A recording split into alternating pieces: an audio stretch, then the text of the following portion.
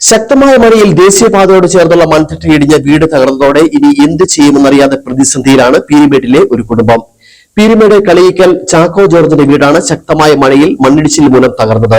വീട് തകർന്നതോടെ വാടക വീട്ടിലാണ് ഇവർ കഴിഞ്ഞുകൂടുന്നത്. കഴിഞ്ഞ ദിവസം ഉണ്ടായ ശക്തമായ മഴയിലാണ് പീരുമേട് കളിയിക്കൽ ചാക്കോ ജോർജിന്റെ വീട് തകർന്നത്. ദേശീയപാത 183 ചേർന്ന് റോഡിന്റെ താഴ്ഭാഗത്ത് മൺതിട്ട ഇടിഞ്ഞ് ഇവരുടെ വീടിന് മുകളിലേക്ക് വീഴുകയായിരുന്നു. ഈ സമയം ജോർജും ഭാര്യ സാറാമ്മയും വീട്ടിലുണ്ടായിരുന്നു. ശബ്ദം കേട്ട ഉടനെ വീടിന് പുറത്തേക്ക് ഇറങ്ങി ഓടിയതിനാൽ ഇവർ രക്ഷപ്പെട്ടു. വീട് പൂർണ്ണമായും തകർന്നു. ദീർഘനാളത്തെ സൈനിക സേവനത്തിന് ശേഷം നാട്ടിലെത്തി തുക സ്വരുക്കൂട്ടി നിർമ്മിച്ച ഏക വീടാണ് മണ്ണിടിച്ചിൽ മൂലം പൂർണ്ണമായും തകർന്നത്. ഇനി എന്ത് ചെയ്യണമെന്നറിയാതെ പ്രതിസന്ധിയാണ് ഈ കുടുംബം. ഞങ്ങളുടെ വീടിന്റെ ഭിത്തി ഇടിഞ്ഞു വന്നു. എല്ലാ സാധനങ്ങളും വീടിന്റെ ഭിത്തിയോടുകൂടി ഇങ്ങനെ പെരയ്ക്കകത്ത് കയറി വന്നു. കാപ്പിയൊക്കെ മേലും നിന്ന് കാപ്പിയെല്ലാം ഞങ്ങളുടെ പെരയ്ക്കകത്താണ് നിൽക്കുന്നത്. ഞങ്ങളുടെ സാധനങ്ങളെല്ലാം മണ്ണിന് അടിയിൽപ്പെട്ടു പോയി.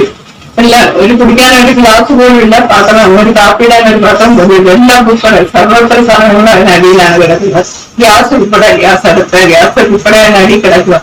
ഒരു എടുക്കാനൊന്നും നിർത്തിയില്ല. മേടിയിൽ നിന്ന് നമ്മളെന്തെങ്കിലും മാറ്റിയാൽ മാത്രമേ എടുക്കാൻ പറ്റത്തുള്ളൂ. അത് ഒന്നും ചെയ്യാൻ മേലാത്ത അവസ്ഥക്കായിരുന്നു.